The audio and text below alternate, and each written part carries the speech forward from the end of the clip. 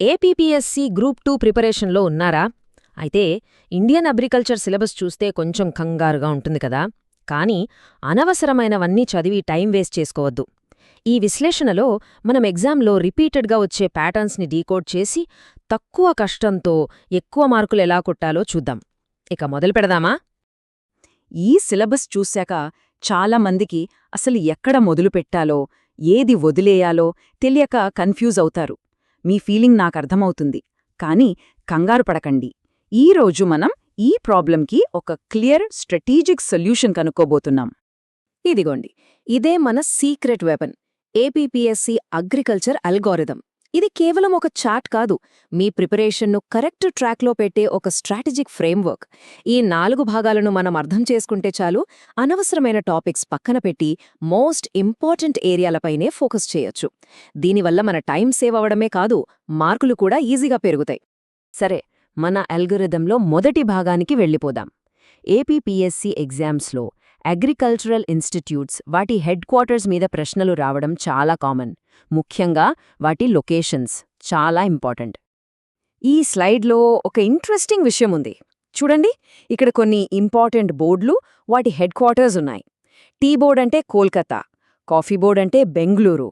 కానీ APPSC ఆస్పిరెంట్స్కి most important point ఏంటంటే, tobacco board head quarters మన గుంటూరులో ఉంది. ఇండియాలో పొగాకు ఉత్పత్తిలో ఆంధ్రప్రదేశ్ టాప్లో ఉంది. కాబట్టి ఈ క్వశ్చన్ ఎగ్జామ్లో వచ్చే ఛాన్స్ చాలా చాలా ఎక్కువ. ఇది అస్సలు మర్చిపోవద్దు. ఇప్పుడు కొన్ని మెయిన్ రీసెర్చ్ ఇన్స్టిట్యూట్స్, అవి డెవలప్ చేసిన పంట రకాలను చూద్దాం. న్యూఢిల్లీలోని ఐఏఆర్ఐ కళ్యాణ్ సోనా, అర్జున్ లాంటి గోధుమ రకాలను అభివృద్ధి చేసింది. అలాగే కోయంబత్తూరులోని షుగర్కేన్ బ్రీడింగ్ ఇన్స్టిట్యూట్ కొన్ని చెరకు రకాలను డెవలప్ చేసింది. అయితే ఈ పేర్ల వెనుక ఒక సీక్రెట్ ప్యాటర్న్ దాగి ఉంది. దాన్ని పట్టుకుంటే చాలు, మీకొక పవర్ఫుల్ షార్ట్కట్ దొరుకుతుంది. ఇదిగోండి ఆ cheat code, Pusa rule. Simple. ఏదైనా పంట రకం పేరు పూసాతో స్టార్ట్ అయితే, ఫర్ ఎగ్జాంపుల్ పూసా సింధుగంగా లేదా పూసా సుగంధ 5, అది ఖచ్చితంగా న్యూఢిల్లీలోని ఇండియన్ అగ్రికల్చరల్ రీసెర్చ్ ఇన్స్టిట్యూట్ అంటే ఐఏఆర్ఐ డెవలప్ చేసిందన్నమాట. ఇది మ్యాచ్ ద ఫాలోయింగ్ ప్రశ్నలకు ఒక సూపర్ షార్ట్కట్, గుర్తుపెట్టుకోండి. సరే, ఇప్పుడు మనం సెకండ్ పార్ట్కి వెళ్దాం. ఇక్కడ మనం పంటకాలాలు అంటే క్రాప్ సీజన్స్ గురించి, ఇంకా ఎగ్జామినర్స్ మనల్ని కన్ఫ్యూజ్ చేయడానికి వేసే చిన్న చిన్న ట్రాప్స్ గురించి డిస్కస్ చేద్దాం. ఈ క్రాప్ క్యాలెండర్ చూడండి. ఖరీఫ్ అంటే జూన్ నుంచి అక్టోబర్, బేసిక్గా ఇది వర్షాకాలం పంట, వరి, పత్తి లాంటివి. రబీ అంటే అక్టోబర్ నుంచి మార్చ్, ఇది చలికాలం పంట, గోధుమ, ఆవాలు లాంటివి. ఇక జైద్ అనేది సమ్మర్లో వచ్చే ఒక చిన్న సీజన్. ఈ సీజన్స్కి మధ్య ఉన్న తేడాలు, వాటికి ఎలాంటి క్లైమేట్ కావాలో అర్థం చేసుకోవడం చాలా ముఖ్యం. ఇప్పుడొక ట్రెండ్ అలర్ట్. ఎగ్జామినర్స్ తరచుగా వేసే ఒక ట్రాప్ ఇది. ఆవాలు అంటే మస్టర్డ్, ఇది ఒక రబీ పంట. చాలామంది దీన్ని ఖరీఫ్ పంట అనుకుని పొరబడతారు. ఈ ఒక్క పాయింట్ గుర్తుపెట్టుకుంటే చాలు, ఒక మార్కు మీ జేబులో ఉన్నట్టే. రైట్, ఇప్పుడు మనం మూడో భాగానికొచ్చాం. ఇందులో మనం టాప్ ప్రొడ్యూసర్ స్టేట్స్ గురించి, అలాగే ప్రొడక్షన్ అంటే మొత్తం ఉత్పత్తికి, ప్రొడక్టివిటీ అంటే ఒక హెక్టార్కొచ్చే దిగుబడికి మధ్య ఉన్న తేడా గురించి అనలైజ్ చేద్దాం. ఇది చాలా ఇంపార్టెంట్. ఈ స్లైడ్ 3 మెయిన్ ఫుడ్ క్రాప్స్ గురించి క్లియర్గా చూపిస్తుంది. వరి ఉత్పత్తిలో వెస్ట్ బెంగాల్ టాప్, గోధుమ ఉత్పత్తిలో ఉత్తరప్రదేశ్ టాప్. ఇక పప్పుధాన్యాల విషయానికొస్తే ప్రపంచంలోనే ఇండియా అతిపెద్ద ఉత్పత్తిదారు, అలాగే వినియోగదారు కూడా. ఇక్కడ మనం గమనించాల్సిన మరో విషయమేంటంటే, మన ఆంధ్రప్రదేశ్లోనే కృష్ణా గోదావరి డెల్టాలో హెక్టేర్కు అత్యధిక వరి దిగుబడి వస్తోంది. కమర్షియల్ క్రాప్స్కి స్పెసిఫిక్ క్లైమేట్, జాగ్రఫికల్ కండిషన్స్ కావాలి. పత్తికేమో 210 రోజులు మంచు కురువకూడదు, నల్లరేగడి నేల కావాలి. టీకి నీళ్లు నిలవని కొండవాల్ ప్రాంతాలుండాలి. కాఫీకి నీడ కావాలి. ఈ రిక్వైర్మెంట్సే ఏ స్టేట్ ఏ పంట పండిస్తుందో డిసైడ్ చేస్తాయి. ఇప్పుడు మనం ఒక క్లాసిక్ ఎగ్జామినర్ ట్రాప్ గురించి మాట్లాడబోతున్నాం. ఇక్కడే చాలామంది అభ్యర్థులు తికమక పడతారు. జాగ్రత్తగా వినండి. చెరకు ఉత్పత్తిలో ఉత్తరప్రదేశ్ నంబర్ 1, కానీ చెరకు నుంచి షుగర్ తీసే ప్రాసెస్లో అంటే సుక్రోజ్ రికవరీలో మాత్రం మహారాష్ట్ర బెటర్. దీనికి కారణం మహారాష్ట్రలో ఉండే cool climate, cooperative mills efficiency. So question జాగ్రత్తగా చదవాలి. వాళ్ళు హయ్యెస్ట్ ప్రొడక్షన్ అడుగుతున్నారా లేక హై సుక్రోజ్ రికవరీ అడుగుతున్నారా అనేది చాలా ముఖ్యం. ఈ మ్యాట్రిక్స్ని క్విక్గా చూసేద్దాం. మల్బరీ సిల్క్లో కర్ణాటక టాప్, ఆంధ్రప్రదేశ్ సెకండ్ ప్లేస్లో ఉంది. ఇక గోల్డెన్ యెల్లో కలర్లో ఉండే యునీక్ ముగా సిల్క్ కేవలం అస్సాంలో మాత్రమే దొరుకుతుంది. స్పైసెస్ విషయానికొస్తే నల్ల మిరియాలని బ్లాక్ డైమండ్ అంటారు. దానికి కేరళ ఫేమస్. ఈ యునీక్ జాగ్రఫికల్ పేరింగ్స్ గుర్తుంచుకోవడం చాలా ఇంపార్టెంట్. మన ఫైనల్ పార్ట్కి స్వాగతం.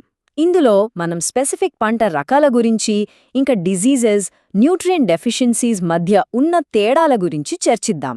ఇది చాలా మంది కన్ఫ్యూజ్ అయ్యే ఏరియా. ఈ స్లైడ్లో గోధుమ, వరి, మామిడి, చెరకుకి సంబంధించిన కొన్ని ఇంపార్టెంట్ హైబ్రిడ్ వెరైటీస్ లిస్ట్ ఉంది. ఫర్ ఎగ్జాంపుల్, గోధుమలో కళ్యాణ్ సోనా, వరిలో జయ, పద్మ, మామిడిలో అమ్రపాలి.